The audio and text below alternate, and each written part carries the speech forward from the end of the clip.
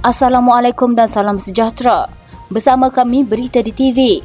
Jangan lupa untuk follow Facebook Malaysia Deadline dan YouTube Deadline TV. Antara menarik hari ini, 2 kerusi di negeri Hadi Awang diisytihar kosong. Takkan ulama main rasuah. Perbicaraan rayuan pembebasan Muhyiddin pada 28 Februari 2024. Dokumen dirampas, Razzi akan dipanggil SPRM minggu depan. Tinggalkan Perikatan Nasional. Puan jemput PAS perkasa Islam dalam kerajaan. Ahli Majlis Kerja Tertinggi UMNO, Datuk Dr. Puat Zakashi menyoal bekas rakam partinya yang kini dalam PAS, Tan Sri Anwar Musa, tentang pencapaiannya dalam PAS. Katanya Anwar ajak ahli UMNO masuk PAS jika mahu meneruskan perjuangan. Perjuangan apa? Apa pencapaian Anwar apabila sudah masuk PAS? Hari-hari Anwar meratib no Anwar no DAP. Itu sudah tidak relevan. Mana boleh ikut perangai Sanusi, lucah dan bohong. Puat yang juga adalah Yang di-Pertua dan Johor merujuk kepada Menteri Besar Kedah Datuk Seri Sanusi Magno. Sanusi yang juga pengarah pilihan raya PAS terkenal dengan penggunaan bahasa tidak sopan. Menurut Puan lagi, PAS sepatutnya bergerak ke hadapan, meninggalkan Perikatan Nasional dan menyertai kerajaan perpaduan untuk berkongsi kuasa serta menjadi pengimbang dalam kerajaan. Katanya jangan buang masa cari jalan untuk tebuk atap, menghukum orang lain, keluar berbagai fatwa pecah belakan orang Melayu. Lebih baik duduk dalam kerajaan, menstabilkan politik, membangunkan negara, menjayakan agenda Melayu Islam dalam kesaksamaan rakyat. Ini kerana PAS, terutamanya Presiden Parti Tan Sri Hadi Awang, gemar memberi persepsi bahawa kerajaan perpaduan akan jatuh. Ketua Amanah Padang Besar Muhammad Yahya menempelak peguam kepada Cik Alias Hamid selepas mengeluarkan kenyataan bahawa mereka tidak takut dengan pilihan raya dan kalau boleh nak lawan esok. Beliau berkata persoalan sekarang bukan berkait tentang takut atau tidak, tetapi ia membabitkan isu rasuah yang menyebabkan kerusi Parlimen Kemaman terpaksa dikosongkan. Beliau mengkritik parti Islam itu yang dilihat seperti bertoleransi dengan isu rasuah selepas 2 kerusi dimenangi parti itu kini dibatalkan kemenangannya oleh mahkamah. Katanya persoalan sekarang kerusi Kemaman itu kosong sebabnya rasuah. Itu asasnya parti yang menang pula adalah PAS. PAS yang mengaku perjuangkan Islam, tiba-tiba mahkamah jatuh hukum bersalah sebab rasuah. Islam tahi minyak apa? Rasuah itu dalam Al-Quran dah sebut haram. Hadis Nabi kata haram. Kitab-kitab karangan ulama di semua zaman kata haram. Macam mana tiba-tiba PAS yang kononnya berjuang Islam, tapi masa kempen undi boleh bagi rasuah? Itu yang pelik. Bukan sekali, tapi lepas pilihan raya umum lalu, ini sudah kali kedua kerusi yang dimenangi PAS diisytiharkan kosong sebab rasuah. Sebelum ini kerusi Kuala Terengganu, kedua-duanya di negeri Encik Hadi Presiden PAS yang kononnya ulama. Ulama takkan main rasuah juga kot. Yahya yang juga bekas calon Pakatan Harapan di Padang Besar berkata, daripada keseluruhan 222 kerusi parlimen yang ditandingkannya, hanya kerusi PAS sahaja yang dibawa ke mahkamah atas dakwaan rasuah di mana menurutnya situasi itu tidak seharusnya berlaku. Katanya dalam Malaysia ini ada 222 kerusi. Daripada 222 itu, ada macam-macam jenis bangsa dan agama. Ada yang majoriti Melayu, ada yang Cina, ada yang Kadazan, Iban, Dayak dan macam-macam lagi. Agama pun macam-macam. Tapi kerusi lain elok je tak kena bawa ke mahkamah pun. Tak ada pun kes rasuah. Tapi yang parti Islam pula tiba-tiba kena. Ini sudah terbalik kuang. Mahkamah Pilihan Raya Kuala Terengganu membatalkan kemenangan Cik Alias Hamid di kerusi Kemaman yang mewakili Perikatan Nasional pada PRU 15 yang lalu.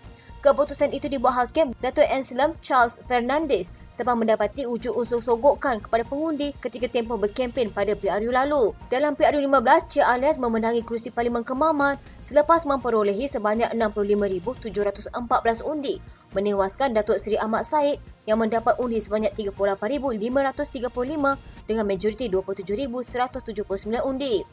2 lagi calon yang bertanding di parlimen itu, Rosli Abdul Ghani Pejuang dan Hasuni Sudin Pakatan Harapan masing-masing mendapat undi sebanyak 506 dan 8,340 undi. Sementara itu, Yahya menyifatkan tindakan MP PAS yang terbukti rasuah itu sudah menyusahkan rakyat kerana kos untuk mengadakan satu lagi pilihan raya kecil bagi parlimen menelan belanja antara 3 juta hingga 5 juta ringgit.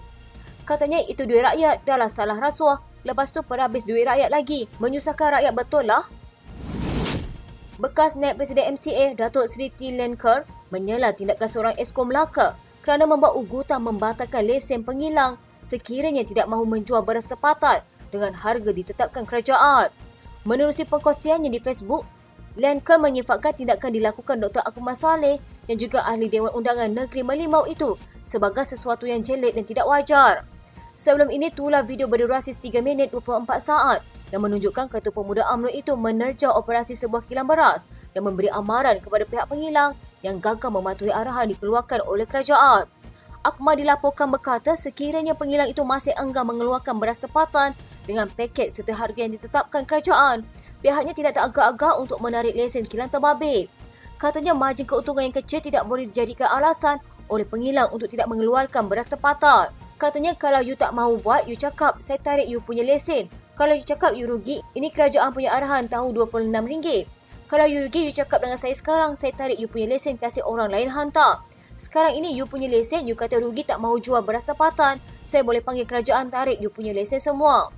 Sebelum ini, media melaporkan jurang harga begitu ketara antara beras tempatan dan beras import menyebabkan segelintir pembekal dan peruncit tidak berminat memasarkan makanan ruji itu sehingga mencetuskan kekurangan bekalan yang sedang dialami di seluruh negara. Pengerusi Persatuan Beras Bumi Putra Malaysia Zon Selatan, Khalil Ahmad dilaporkan berkata ini kerana bagi sekampit beras tempatan dengan berat 10 kg yang dijual pada harga RM26, mereka hanya memperoleh kadar keuntungan sekitar 50 sen.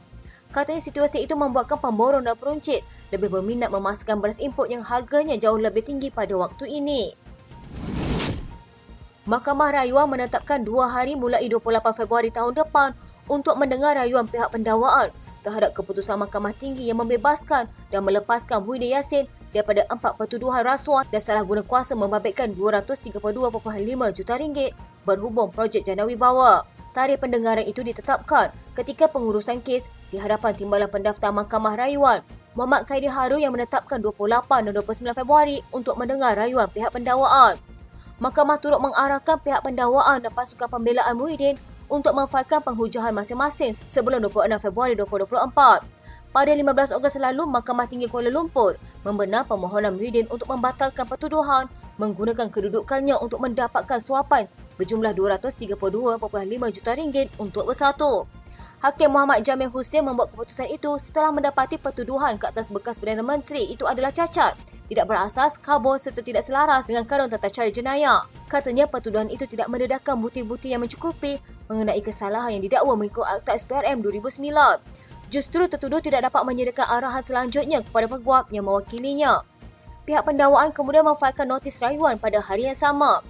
Pengurusan kes ini diadakan di hadapan Timbalan Pendaftar Mahkamah Rayuan Muhammad Khairi Harun. Sementara itu, media melaporkan Timbalan Pendakwa Raya Wan Saharudin Waladin sebagai berkata Mahkamah Seksyen telah menetapkan 29 November untuk mendengar rayuan pihak pendakwaan. Ini bagi mendapatkan perintah penangguhan sementara prosiding bagi 3 lagi pertuduhan dihadapi bekas Perdana Menteri itu di bawah Seksyen 4/1 Akta Pencegahan Pengubahan Wang Haram, Pencegahan Pembahagian Keganasan dan Hasil daripada Aktiviti Haram 2001. Sementara selesai rayuan di Mahkamah Rayuan, Muhyiddin didakwa menggunakan kedudukannya sebagai Perdana Menteri ketika itu dan Presiden Bersatu untuk mendapatkan suapan daripada 3 syarikat iaitu Buhari Equities Sdn Bhd, Nepturis Sdn Bhd dan Mamfo Sdn Bhd dan juga daripada Azman Yusof untuk parti itu. Dia didakwa melakukan perbuatan itu di Pejabat Perdana Menteri Bangunan Perdana Putra, Pusat Pentadbiran Kerajaan Persekutuan di Putrajaya antara 1 Mac 2020 dan 20 Ogos 2021. Selain 4 pertuduhan itu, Muhyiddin juga menghadapi 2 pertuduhan menerima hasil daripada aktiviti menyalahi undang-undang berjumlah RM195 juta daripada Buhari Equity yang didepositkan ke dalam akaun CIMB Bank Bersatu. Perbuatan itu didakwa dilakukan di CIMB Bank Cawangan Menara KL, Jalan Stesen Center di Kuala Lumpur antara 25 Februari dan 16 Julai 2021 dan antara 8 Februari dan 8 Julai 2022.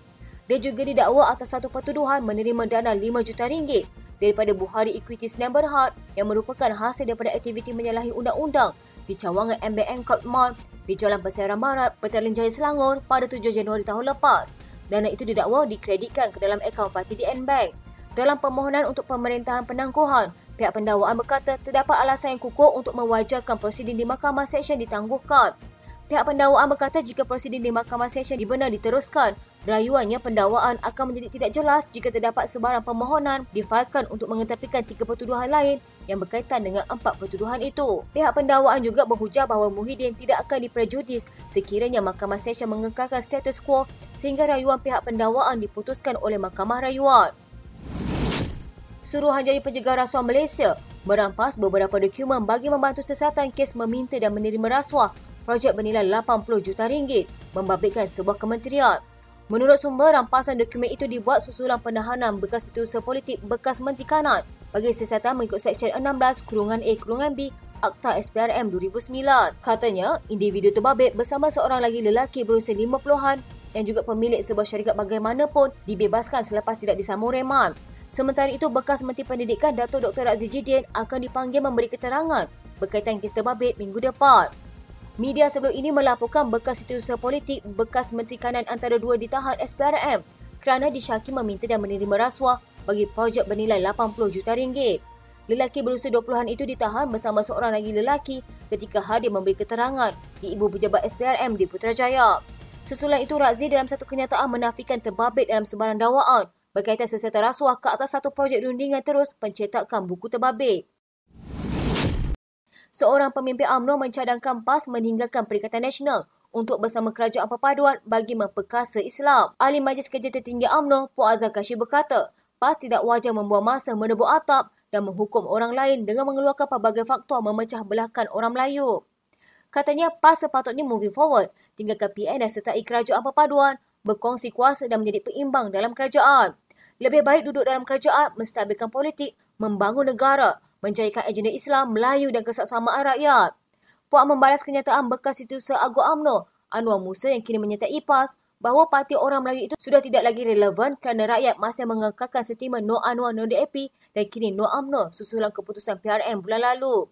Bekas ahli Parlimen Keterik itu turut mengajak ahli UMNO menyertai PAS jika mahu meneruskan perjuangan agenda Melayu. Selepas PRU15, UMNO menjadi sebahagian daripada anggota Kerajaan Perpaduan diketuai Anwar Ibrahim, manakala PAS yang bersama Perikatan Nasional menolak cadangan dibuat yang di-Pertuan Agong.